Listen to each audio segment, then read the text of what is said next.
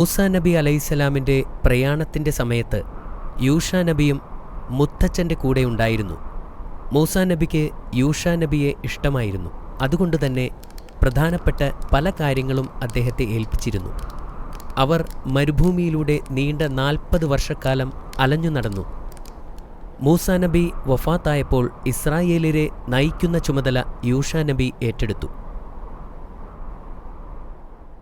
അവർ കുറേ ദിവസം യാത്ര ചെയ്ത് ഒടുവിൽ ജോർദാൻ നദീതീരത്തെത്തി.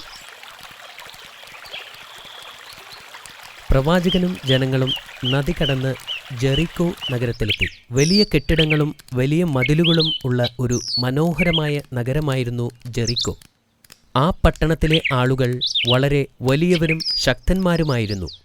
എന്നാൽ അവരുടെ നേതാക്കന്മാർ എല്ലാവരും വളരെ ദുഷ്ടന്മാരായിരുന്നു. അവർ വിഗ്രഹങ്ങളെ ആരാധിച്ചിരുന്നു.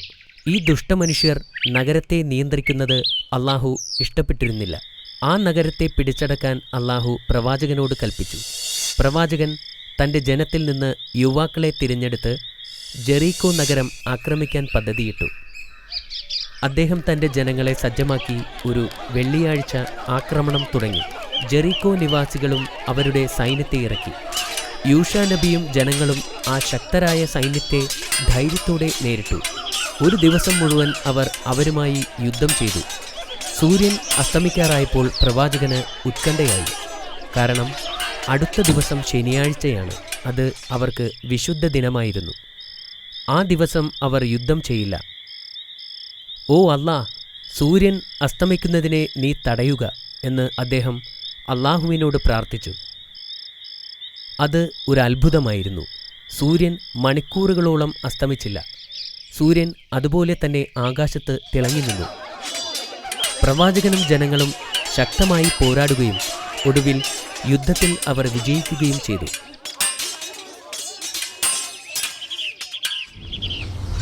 അനുഗ്രഹിക്കപ്പെട്ടവർക്ക് എങ്ങനെയാണ് വിജയം നൽകുന്നതെന്ന് യൂഷാ നബിയുടെ കഥയിലൂടെ നാം കണ്ടു.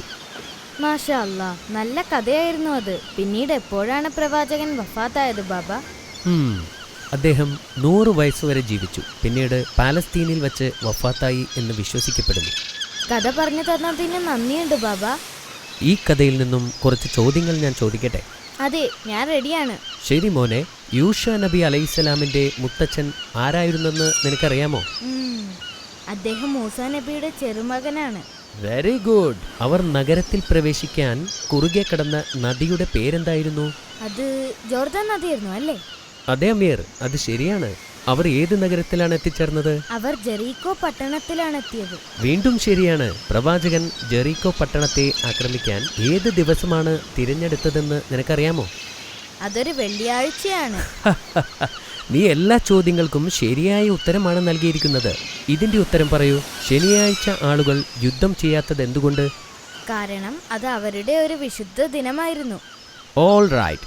ഇതാ നിനക്കുള്ള അവസാന ചോദ്യം. യുദ്ധത്തിൽ വിജയിക്കാൻ അള്ളാഹു പ്രവാചകനെ സഹായിച്ചതെങ്ങനെ? അള്ളാഹു സൂര്യനെ അസ്തമിപ്പിക്കാതെ തടഞ്ഞു നിർത്തി. മാഷാ അല്ലാ, നീ പറഞ്ഞ എല്ലാ ഉത്തരങ്ങളും ശരിയായിരുന്നു. താങ്ക്സ് ബാബ. മറ്റൊരു കഥ കൂടി പറഞ്ഞു തരാമെന്ന് പറഞ്ഞിരുന്നില്ലേ? ശരി മോനെ, ഇനി ഞാൻ ഹിസ്കിൽ നബി അലൈഹിസ്സലാമിന്റെ കഥ കൂടി പറഞ്ഞു തരാം. മാഷാ അല്ലാ, മറ്റൊരു കഥ കൂടി. ശ്രദ്ധിച്ചു കേട്ടോളൂ. ബിസ്മില്ലാ.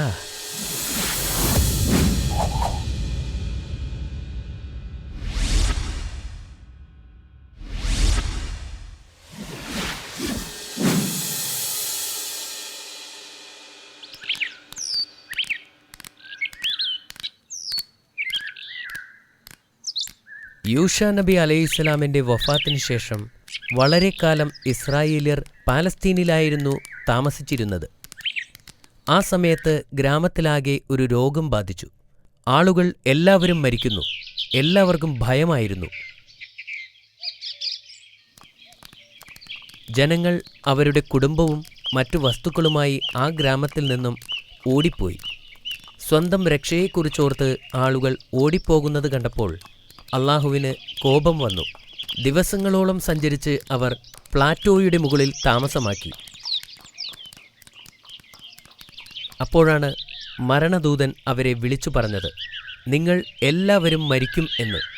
ആ ദിവസം തന്നെ എല്ലാവരും ആ പീഠഭൂമിയിൽ മരിച്ചു വീണു.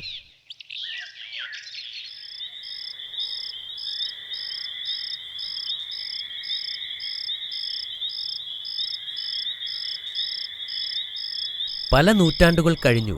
ആളുകൾ മരിച്ചു വീണ ആ സ്ഥലം പിന്നീട് ദമർദൻ എന്ന് വിളിക്കപ്പെട്ടു. മരിച്ചവരുടെ അസ്ഥികൾ അവിടമാകെ നിറഞ്ഞിരുന്നു. ഒരിക്കൽ ഹിസ്കീൽ നബി അതിലൂടെ നടന്നു പോകുമ്പോൾ ധാരാളം അസ്ഥികൾ ചുറ്റും കിടക്കുന്നത് കണ്ട് അദ്ദേഹത്തിന് അത്ഭുതം തോന്നി. എന്താണ് സംഭവിച്ചത് എന്നറിയാൻ കുറേ സമയം അദ്ദേഹം അവിടെ നിന്നു. പെട്ടെന്ന് ഒരു ശബ്ദം വന്നു.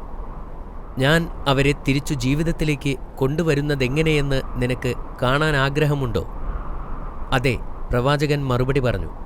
അള്ളാഹുവിൻ്റെ ശക്തിയിൽ അദ്ദേഹം ആശ്ചര്യപ്പെട്ടിരുന്നു. ആദ്യം ആ ശബ്ദം, അസ്ഥികളെ, അള്ളാഹു നിങ്ങളോട് ഒരുമിച്ചു ചേരാൻ കൽപ്പിച്ചിരിക്കുന്നു എന്ന് പറയാൻ പ്രവാചകനോട് കൽപ്പിച്ചു. ആ ശബ്ദത്തിൻ്റെ ആജ്ഞയനുസരിച്ച് പ്രവാചകൻ അങ്ങനെ പറഞ്ഞപ്പോൾ ചുറ്റിലുമുണ്ടായിരുന്ന അസ്ഥികൾ കൂടിച്ചേർന്നു ഒരു അസ്ഥികൂടമായി മാറി. പിന്നീട് ആ ശബ്ദം അദ്ദേഹത്തോട് ഇങ്ങനെ പറയാൻ കൽപ്പിച്ചു, അസ്ഥികളെ, ഇത് നിങ്ങൾക്ക് വേണ്ടി അള്ളാഹുവിൻ്റെ കൽപ്പനയാണ്. നിങ്ങൾ മരിക്കുമ്പോൾ ഉണ്ടായിരുന്ന മാംസവും വസ്ത്രവും ധരിക്കുക. പ്രവാചകൻ ഇങ്ങനെ പറഞ്ഞപ്പോൾ പെട്ടെന്ന് അസ്ഥികൂടങ്ങളിൽ മാംസവും രക്തവും ഉണ്ടാവുകയും വസ്ത്രങ്ങൾ കൊണ്ട് മറയ്ക്കുകയും ചെയ്തു. പിന്നീട് ആ ശബ്ദം പ്രവാചകനോട് വീണ്ടും പറയാൻ ആവശ്യപ്പെട്ടു, നിങ്ങളെല്ലാവരും അള്ളാഹുവിൻ്റെ കൽപ്പന പ്രകാരം എഴുന്നേറ്റ് നിൽക്കുക. എന്തൊരത്ഭുതം! എല്ലാവരും അവരുടെ ജീവിതത്തിലേക്ക് തിരിച്ചു വന്നു. ഏതാനും നിമിഷം മുമ്പ് വരെ മരിച്ചു കിടന്നവർ തൻ്റെ മുന്നിൽ ജീവനോടെ നിൽക്കുന്നു. പ്രവാചകന് തൻ്റെ കണ്ണുകളെ വിശ്വസിക്കാൻ കഴിഞ്ഞില്ല. മാഷാ അല്ലാ, നല്ല കഥയായിരുന്നു അത്. നിനക്ക് ഈ കഥ ഇഷ്ടപ്പെട്ടതിൽ എനിക്ക് സന്തോഷമുണ്ട്. ശരി, ഇപ്പോൾ ചോദ്യത്തിന് റെഡിയാണോ? റെഡിയാണ്. എന്തിനാണ് ആളുകൾ പലസ്തീനിൽ നിന്നും പലായനം ചെയ്തത്? മരണത്തെ ഭയന്നാണ്. അത് ശരിയാണ്. എന്നിട്ടവർ അതിനെ അതിജീവിച്ചിരുന്നോ? ഇല്ല, മരണദൂതന്മാർ അവരെയെല്ലാം കൊന്നുകളഞ്ഞിരുന്നു. Very good. എങ്ങനെയാണ് അവർക്ക് ജീവൻ തിരിച്ചു കിട്ടിയത്? പ്രവാചകൻ കാരണമായിരുന്നു അത്. ഒരു ശബ്ദത്തിന്റെ നിർദ്ദേശപ്രകാരം പ്രവാചകൻ ചില വാക്കുകൾ പറഞ്ഞപ്പോൾ അവർക്ക് ജീവൻ തിരിച്ചു കിട്ടി. മാഷാ അല്ലാഹ്, ദാറ്റ് വാസ് ഗ്രേറ്റ്. നീ എല്ലാ ഉത്തരങ്ങളും ശരിയായി തന്നെ നൽകി.